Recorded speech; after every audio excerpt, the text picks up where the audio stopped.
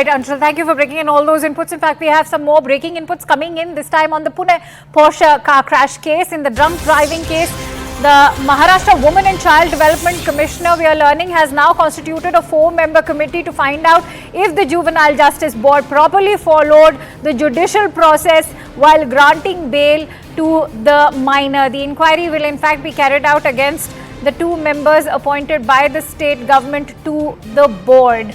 This is the latest input that we are now getting for you.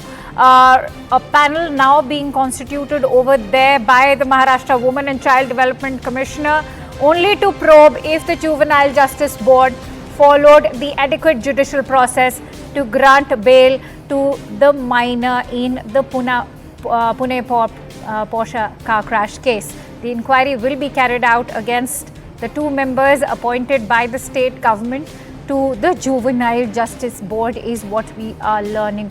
So, in fact, if you see, the entire administration and the justice system are now swinging into action, not just in terms of the medical boards. Yesterday, as we all know, a medical panel also had been constituted to probe into the discrepancies there. Now we are learning that the Juvenile Justice Board will also be probed. Yesha is joining me on the phone line with more inputs on this news story. Yesha, of course, from day one, the skeptics were questioning the process being followed by the Juvenile Justice Board as well.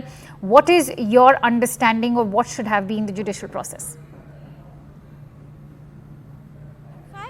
Of the judicial process in this case, having spoken to several experts, they have said that usually, because the Juvenile Justice Act does not have an imprisonment clause wherein the accused in this case has to go into a remand home.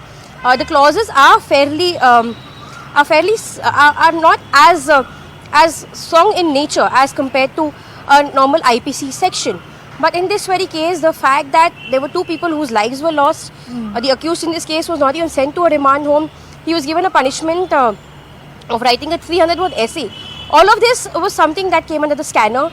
Usually under the Juvenile Justice Act, as far as the experts are concerned, the accused is sent to a remand home. He is given punishments such as social services. He is expected to be working with various social organizations. But in this case, the punishment was just about writing a 300-word essay and working with the traffic police for 15 days. This was something that actually brought the case under the scanner. Yes. Yesha, also important to highlight why this does merit an inquiry, considering we've seen how the father and the grandfather of the accused have tried to destroy and tamper with evidence, whether it is the swapping of the blood samples or putting the driver to duress only to change his statements. Absolutely. In fact, all the aspects in this case are now being assessed and scanned, in fact, because like you've already mentioned, there was a medical team which had which was formed, had visited Sassoon yesterday. They also visited crime branch. So medical team was investigating on the lapses, on the swapping of blood samples. Apart from that, we had of course seen the statement of the driver. The driver also said that he was forced into accepting that it was him behind the wheels and not the juvenile accused. So yes, there are various aspects where there are various evidence which have been tampered with. There is no stone left unturned to ensure that the accused goes scot-free, which is when now, considering the order is rare in its nature. Like we've mentioned that the order could have been that of a social service, but the order here is rare in nature, wherein the accused was not sent to a remand home. In fact, for the betterment of our viewers, the order was in fact changed just in 2 days. Right. Now this was a holiday bench which had given the order on a Sunday.